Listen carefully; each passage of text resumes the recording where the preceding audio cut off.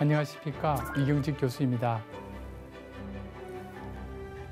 우리의 삶에 하나님의 말씀이 중심이 되어야 합니다. 말씀으로 하나님의 뜻을 깨닫고 그 말씀에 따라 살아갈 수 있도록 오늘도 저와 함께 이 강의를 이어가 볼 텐데요. 먼저 귀하신 세 분 제 앞에 자리해 주셨습니다. 모두 반갑습니다. 안녕하세요. 반갑습니다. 지난 시간에 이렇게 오순절 성령 강림 그리고 이제 베드로 설교 시작하는 부분을 우리가 살펴보았는데요. 이번 시간에는 베드로의 설교의 핵심 메시지 부활 내용 그리고 그 결과가 어떻게 났고 그렇게 만들어진 신자들의 공동체가 어떤 삶을 보여준지를 차례대로 살펴보도록 하겠습니다. 먼저 이 부활 설교를 한번 살펴보도록 하겠습니다. 22절부터 시작인데요. 자, 누가 읽으실까요? 제가 먼저 읽겠습니다. 이스라엘 사람들아, 이 말을 들으라. 너희도 아는 바와 같이 하나님께서 나사렛 예수로 큰 권능과 기사와 표적을 너희 가운데서 베푸사 너희 앞에서 그를 증언하셨느니라. 아멘. 아멘. 방금 요엘서를 인용했죠. 그 요엘서는 구약이니까 전 세계에서 모이던 유대인들이 다 알고 있는 내용들이에요. 그리고 그들이 그렇게 소망하며 가슴에 품고 있던 말씀이에요. 그러니까 그 말씀을 들었을 때 그들이 관심이 생기는 거예요. 귀가 쫑긋한 거예요. 우리가 그렇게 열망하던 이야기, 그 이야기가 어떻게 됐길래 이렇게 해야 되는 접촉점이 있는 거죠. 흥미로운 것은 이런 것들로 예수 믿지 않았어요. 오병이의 기적 경험하고 그들 나중에 십자가 앞에서 예수님을 비난하는 사람들로 돌변했습니다. 소위 배신의 아이콘들이 곳곳에 있는 거죠. 사도행전은 뭘 강조할까요? 성령 충만해야 된다. 성령을 받아야 된다. 자, 23절, 24절을 한번 읽어보실까요? 그가 하나님께서 정하신 뜻과 미리 아신 대로 내준 바 되었거늘 너희가 법 없는 자들의 손을 빌려 못 박아 죽였으나 하나님께서 그를 사망의 고통에서 풀어 살리셨으니 이는 그가 사망에 매여 있을 수 없었음이라. 지금 이 말씀의 핵심이 뭘까요? 부활이에요. 하나님의 정하신 뜻과 미리 아신 대로 내어주신 바 되었다. 철저히 예수님은 하나님의 뜻에 따라서 움직이신 거예요. 아멘. 겟세마네에서의 기도, 내 뜻대로 마시고 아버지의 뜻대로. 우리도 내 뜻대로 마시고 아버지의 뜻대로. 아멘. 유대인들이 그렇게 무시하는 로마인들의 손을 빌려서 예수님을 십자가에 못 박아 죽였지만 하나님은 살리셨다. 아멘. 사망의 고통에서. 이 고통이란 단어가요, 해산의 고통을 쓸 때 쓰는 단어예요. 예수님의 십자가는 새로운 생명, 새로운 이스라엘을 만드시기 위한 해산의 고통이었던 거예요. 그것을 통해서 정말 귀한 생명이 나오지 않으면 누가 그 출산의 고통을 견디겠어요? 저는 경험을 안 해봐서 모르지만 저희 집사람 이야기로는 너무 힘들었다고 그러더라고요. 근데 그렇게 고통스러웠는데도 아기를 품에 안고 미소 짓는 거 보면 신비로워요. 옥동자가 나오기 위해서 출산의 고통은 겪어야 됩니다. 하나님의 알곡들이 맺어지기 위해서. 그렇죠? 한 알의 씨앗이 땅에 떨어져 죽으면 30배, 60배, 100배. 우리 주님이 해산의 고통을, 사망의 고통을 겪으시고 우리에게 새 생명을 주신 이 메시지를 전하고 있는 것입니다. 자, 우리 조희연 기자님. 다윗이 그를 가르쳐 이르되 내가 항상 내 앞에 계신 주를 배웠으며 나로 요동하지 않게 하기 위하여 그가 내 우편에 계시도다. 그러므로 내 마음이 기뻐하였고 내 혀도 즐거워하였으며 육체도 희망에 거하리니 이는 내 영혼을 음부에 버리지 아니하시며 주의 거룩한 자로 썩음을 당하지 않게 하실 것이미로다. 주께서 생명의 길을 내게 보이셨으니 주 앞에서 내게 기쁨이 충만하게 하시리로다 하였으므로. 아멘. 다윗이, 그렇죠? 구약을 지금 인용하는 거예요. 내가 항상 내 앞에 계신 주님을 배웠다. 내가 요동치 않는다. 그가 내 우편에 계신다. 우리 부활하신 예수님 승천하셔서 하나님 보좌 우편에 계세요. 흔들리지 않아요. 내 마음이 기뻐해요. 내 혀도 즐거워요. 내 육체도 희망의 소망이 있어요. 완전 달라진 세계를 지금 이야기하고 있습니다. 우리 흔들려야 안 흔들려요? 흔들리죠. 그러나 항상 내 앞에 계신 주님을 뵈며 부활하신 주님을 만나는 사람은 흔들리지 않습니다. 내 영혼을 음부에 버리지 않는다. 우리 예수님, 하나님 아버지께서 절대 버리지 않으신다. 주의 거룩한 자를 썩음을 당하게 하지 않는다. 생명의 길을 보여주신다. 주 앞에 내게 기쁨 충만. 제가 사도행전은 뭐라고요? 충만. 그렇죠? 이렇게 이야기를 한 후에 다시 베드로가 외칩니다. 형제들아 이렇게 외칩니다. 형제이신 우리 조은석 형제께서 형제들아 내가 조상 다윗에 대하여 담대히 말할 수 있노니 다윗이 죽어 장사되어 그 묘가 오늘까지 우리 중에 있도다. 그는 선지자라 하나님이 이미 맹세하사 그 자손 중에서 한 사람을 그 위에 앉게 하리라 하심을 알고 미리 본 고로 그리스도의 부활을 말하되 그의 음부에 버림이 되지 않고 그의 육신이 썩음을 당하지 아니하시리라 하더니 이 예수를 하나님이 살리신지라 우리가 다 이 일의 증인이로다. 아멘. 아멘. 네, 아멘. 형제들아라고 불렀어요. 자, 그 형제들아라 소리 듣는 사람들, 예루살렘에 있는 그 사람들 어떤 사람들이었죠? 예수님 십자가에 못 박았던 사람들이에요. 그럼 이 원수들아, 이 왼수들아 이렇게 말해야 되잖아요. 그런데 뭐라고요? 형제들아. 난 너 원수로 대하지 않아. 이 부활의 주님을 만나서 형제가 되자고 초청하는 것입니다. 조상 다윗에 대해서 말하지만 이것이 다윗에 대한 예언이 아니라는 거죠. 다윗이 예표하는 예수 그리스도에 대한 것임을 이야기를 합니다. 하나님께서 다윗을 통하여 그리스도의 부활을 미리 내려다보게 하시고 그것을 예언하게 하셨다는 것입니다. 이게 굉장히 중요한데요. 베드로요. 우리가 알다시피 예수님 십자가로 끌려갔을 때 가해와 법정에서 예수님 부인하고 도망갔던 사람입니다. 여종이 무서워가지고 그 앞에서 예수님 부인했던 사람입니다. 와. 그런데요.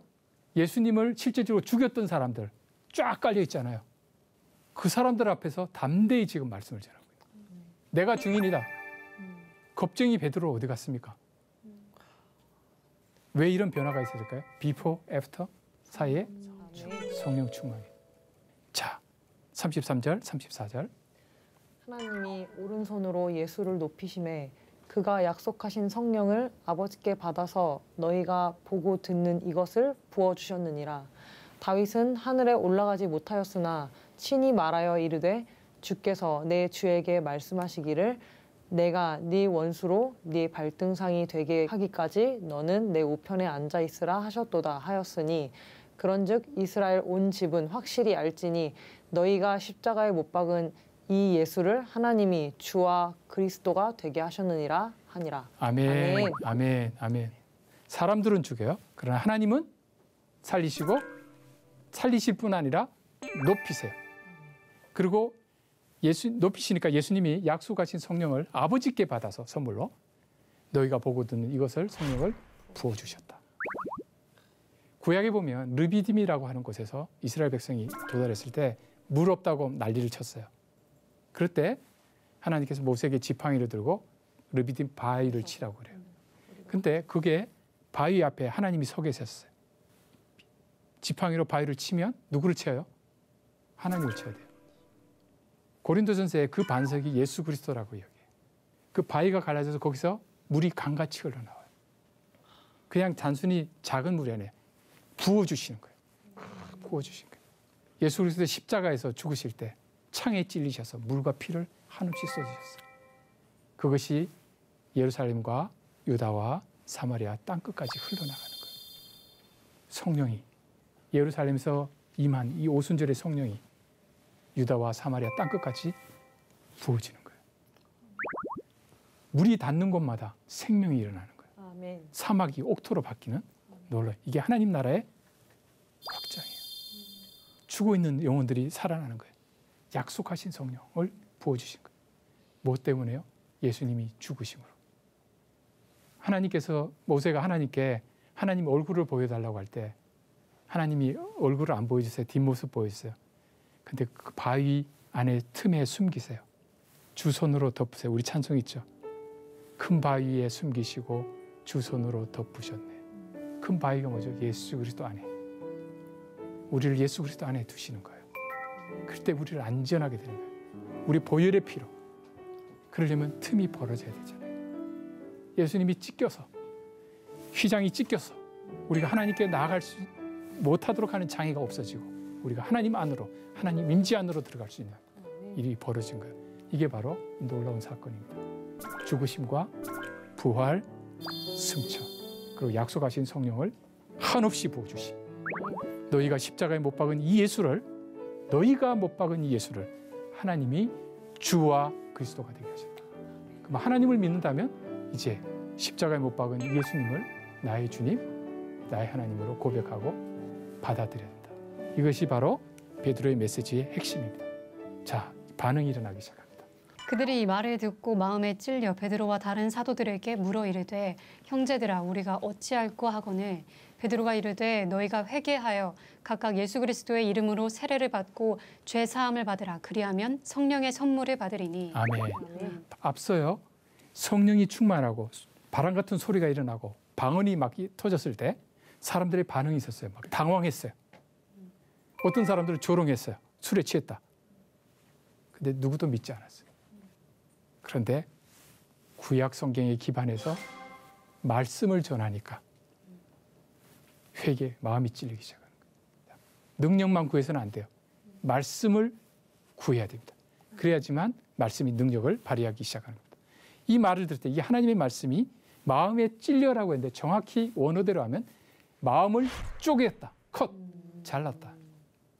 칼로 하나님의 말씀이 날선 검과 같아서 쪼개는 거예요. 골수를 쪼개는 거예요. 아플까요? 안 아플까요? 아파요. 무지 아프죠. 너무 나에게 직설적으로 진실을 말하는 사람의 이야기를 들을 때 아프죠. 수술을 하려면 아파야 되잖아요. 어쩔 수 없잖아요. 잘라내는 거죠. 있는 치부를 그대로 다 드러내는 거예요. 말씀의 능력이, 말씀에 반응하기 위해서는 찔려야 돼요.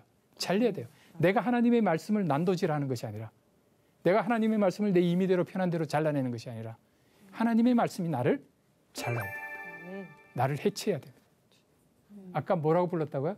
베드로가 형제들아라고 말씀을 전했잖아요. 그들이 왼수들아 이렇게 안 하고 형제들아. 우리가 어찌할꼬. 말씀에 대한 반응이 있습니다. 말씀을 들을 때 우리는 항상 말씀 듣고 내가 믿었으니까 아니에요. 믿는 사람은 반응을 해야 돼요. 뭘 해야 될지를 묻게 됩니다. 반응이라는 말이 영어로 response라는 말입니다. 제 발음이 나빠서. 근데 이것에 responsibility라는 단어가 있어요. 책임이라는 말입니다. 반응할 수 있다라는 뜻이에요. 그 단어가. 어떤 말을 들었을 때 내가 반응할 수 있다는 거예요. 그걸 책임, 의무라고 말해요. 하나님의 말씀을 들었으면, 그 말씀이 나를 쪼갰으면, 내가 반응을 하면 그 말씀에 대해서 내가 어떤 식으로든 반응을 해서 움직여야 돼요. 그냥 믿습니다 하고 말하고 끝나는 게 아니에요. 액션이 들어가야 돼요. 베드로가 말합니다. 회개하라. 그리고 각각 예수 그리스도의 이름으로 세례를 받으라. 죄 사함을 받으라. 그리하면 성령의 선물을 받으리라. 회개는 뉘우치는 거예요. 근데 가룟 유다도 뉘우쳤어요. 그거 회개 아니에요. 뉘우치고 돌아서는 거예요. 믿음의 다른 측면이에요. 예수 그리스도가 여기 있는데 내가 등지고 있었어요. 예수 그리스도가 원수가 되었어요. 내가 이제 예수 그리스도께 향하며 돌리는 것이 회개예요. 바라보는 것이 믿음이에요. 믿음과 회개는 동전의 양면이에요. 근데 믿지 않은 상황에서는 내가 믿겠다라고 하면서 회개가 없으면 정말 그것이 믿음인지를 봐야 돼요. 이전 것을 버리는 것이에요. 이전의 생각을 버리는 것이에요. 예수 그리스도를 십자가에 못 박아 죽이던 사람에서 예수 그리스도를 하나님 주님으로 고백하는 사람들로 내가 변신, 바뀌어야 되는 거예요. 이게 바로 회개입니다. 여기 보세요. 각각이에요. 각 사람이 회개해야 돼요. 누가 대신 회개해 주는 게 아니에요. 그리고 주 예수 그리스도의 이름으로 세례는 회개를 인치는 거예요. 이 사람이 그리스도의 사람이 됐구나. 믿음을 갖구나 하는 것을 인치는 거예요. 우리의 공적으로 받는 것이 아니에요. 거저 주시는 선물인데 선물을 받으려면 손을 뻗어야 되죠. 근데 이러고 있어요. 못 받죠. 선물과 뇌물의 차이를 아십니까? 뇌물은요, 갚을 수 있는 사람한테 주는 거예요. 투자하는 겁니다.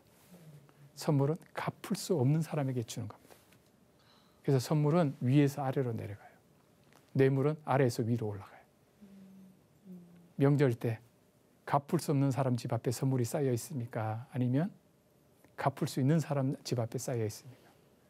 그건 엄밀한 의미의 선물이 아닙니다. 성령은 선물입니다. 받을 가치가 없는 사람. 아니, 아무 일도 안 한 중립적인 사람이 아니라요. 예수님을 십자가에 못 박은 그 사람들, 그 원수들에게 주어지는 선물이에요. 복음은 원수를 원수로 갚지 않고 그들에게 더 큰 것으로 주는 것입니다. 뭐게? 성령이에요. 자, 그러면 이제 39절, 40절을 읽어볼까요? 이 약속은 너희와 너희 자녀와 모든 먼데 사람 곧 주 우리 하나님이 얼마든지 부르시는 자들에게 하신 것이라 하고 또 여러 말로 확증하며 권하여 이르되 너희가 이 패역한 세대에서 구원을 받으라 하니. 아멘. 아멘. 약속이에요. 성령을 주시겠다는 약속이에요. 구원을 주시겠다는 약속이에요. 그런데 너희뿐 아니라 너희 자녀, 그 다음에요. 모든 먼 데 있는 사람, 땅끝까지 있는 사람, 땅끝에 있는 사람들까지 곧 주 우리 하나님이 얼마든지 부르시는 자들에게 하는 것인 것이다. 만약에 베드로가 앞에 있는 사람들, 예수님 죽인 사람들 외적인 거, 과거 히스토리만 생각하면서 무서워했다면 복음 못 전했겠죠. 저 원수들이 나도 죽일 건데. 예수님께서 이렇게 말씀해요. 내가 너희를 사랑한 것처럼 너희도 서로 사랑하라. 예수님이 이 원수들을 사랑한 것처럼 너희도 사랑하라. 사랑의 가장 큰 표현은요. 복음 전파입니다. 굿TV가 복음 방송이잖아요. 그렇죠? 예수님 사랑하실까요? 안 하실까요? 사랑하시죠. 이게 가장 귀한 것을 전하고 있으니까. 보세요. 설교 한 번으로 끝난 게 아니에요. 이 베드로의 설교 원본 그대로 아닙니다. 요약판입니다. 설교가 이게 1시간짜리인지 3시간짜리인지 기록이 없어요. 여러 말로 권했어요. 확증했어요. 다시 요엘서 말고도 계속 이렇게 했을 겁니다. 그리고 너희가 이 패역한 세대에서 구원을 받아라. 어떤 세대요? 패역한 세대. 너희도 패역한 세대다 하는 것입니다. 자, 흥미로운 귀한 말씀 나옵니다. 그 말을 받은 사람들은 세례를 받음에 이날의 신도의 수가 3,000이나 더하더라. 그들이 사도의 가르침을 받아 서로 교제하고 떡을 떼며 오로지 기도하기를 힘쓰니라. 아멘. 120명 모였는데요. 갑자기 3,000명이 돼서 3,120명이 됐어요. 대박. 좋을까요? 안 좋죠. 새신자가 3,000명 오면 120명 죽죠. 어떤 사람들이 이렇게 생각해요. 아, 야, 나는 능력 없는 설교자인가 보다. 베드로는 설교 한 번 했더니 3,000이나 됐는데 나는 평생 해도 3명도 안 오네. 아닙니다. 나중에 뒤에 보면 디모데 같은 목회자들은 그냥 주어진 교회에서 평생 목회를 했어요. 대부분의 목회자들은 평범하게 3,000명이 아니라 평생을, 어떤 선교사님은 평생을 해도 한 명도 전도 못하고 씨앗만 뿌려놓고 가실 수 있어요. 숫자로 평가해서는 안 됩니다. 이날의 3,000. 지금 여기는 하나님 나라가 확장이 돼야 되는 중요한 상황이기 때문에 하나님께서 일꾼들을 강하게 세우신 겁니다. 근데 신도들의 수가 3,000이어야 되니까 얼마나 복잡한 공동체가 되겠어요? 준비도 안 됐는데 그들이 사도들의 가르침을 받아 서로 교제하고 떡을 떼며 오로지 기도하기를 힘쓰니라. 첫째 뭘로 받았다고요? 가르침을 받았어요. 교회 공동체 모이면 뭘 해야 된다고요? 말씀을 들어야 돼요. 교제가 있어야 돼요. 떡을 떼고 성찬의 떡을 떼고 함께 굶주리는 사람이 없도록 함께 나누어야 돼요. 그리고요.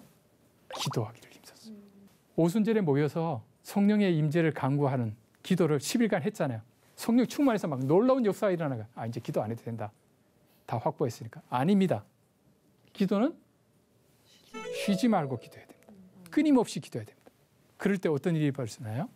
사람마다 두려워하는데 사도들로 말미암아 기사와 표적이 많이 나타나니 믿는 사람이 다 함께 있어 모든 물건을 서로 통용하고 또 재산과 소유를 팔아 각 사람의 필요를 따라 나눠주며 날마다 마음을 같이하여 성전에 모이기를 힘쓰고 집에서 떡을 떼며 기쁨과 순전한 마음으로 음식을 먹고 하나님을 찬미하며 또 온 백성에게 칭송을 받으니 주께서 구원받는 사람을 날마다 더하게 하시니라. 아멘. 우리 뭐 정말 그저 가슴 뜨거운 부분 아니에요, 그죠? 이렇게 기도를 했더니 교회가 교회답게 본질에 충실했더니 어떻게 돼요? 사람들이 두려워하기 시작했습니다. 그리고 사도들 말하여 기사와 표적이 많이 나타납니다. 보여주기 위한 것이 아니라 말씀의 능력이 나타납니다. 44절에 믿는 사람이 다 함께 있어 모든 물건을 서로 통용했습니다. 아까 우리가 읽었던 말씀에 보면 천하 각국에서 사람들이 몰려들었거든요. 이 사람들이 복음을 듣고 3,000명이 회개하고 들어왔어요. 말씀을 들어야 되잖아요. 못 돌아가잖아요.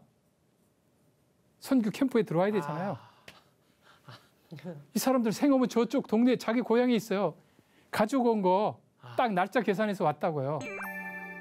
근데 이 말씀을 떠날 수가 없잖아요. 모든 물건을 서로 통용할 수밖에 없어요. 치약 다 떨어졌어요. 아이고. 빌려줘야 돼요. 그렇죠? 네. 자발적이에요. 누가 시키지 않았어요. 어떻게 하라고 지시 내리지도 않았어요. 형제 자매들의 필요를 보고 말씀을 듣는데 집중하는데 필요한 모든 것들을 서로 공급하는 일이 있어요. 마음을 같이 했어요. 성전에 모이기를 힘썼어요. 떡을 떼고 기쁨과 순전한 마음으로 음식을 먹었어요. 하나님을 찬미했어요. 네 건 내 거가 없는 거예요. 다 하나님의 가족이에요. 가족이라는 게 신기해요. 딸이 냉장고에서 우유 꺼내면 돼. 그거 내 돈으로 산 거야. 먹지 마. 이러는 아버지 없죠. 많이 먹어라. 많이 먹어라. 이게 바로 초대교회 공동체의 모습입니다. 하나님을 찬미해서 온 백성에게 칭송을 받았습니다. 전도의 방식은 다른 게 아니에요.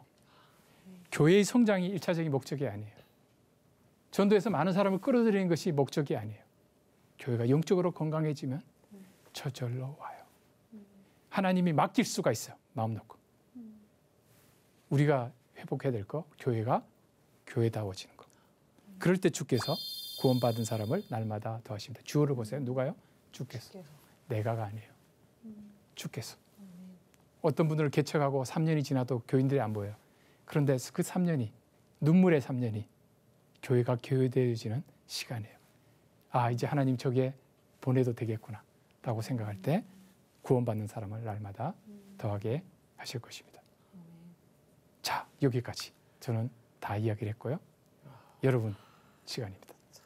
이 교회가 교회다워야 된다라는 게 너무 와닿았어요. 뭐 한국 교회의 어떤 현실을 말하는 게 아니라 믿는 사람이면 믿는 사람다워야 된다라는 말로 확 다가와서 더 오늘의 말씀이 더 좋았던 것 같습니다. 하나님을 찬송한다고 그랬죠. 역시 찬송자매가 잘 이야기를 해주셨습니다. 그 불의 혀같이 내려왔다고 그랬잖아요. 그렇죠? 이 구약에서는 불이 하늘에서 갈멜산에서 보면 떨어져서 희생제물을 태웠어요. 신약에서는 산제사. 우리가 성전이라고 하는데 우리를 하나님께 산제사로 드리라고 했잖아요.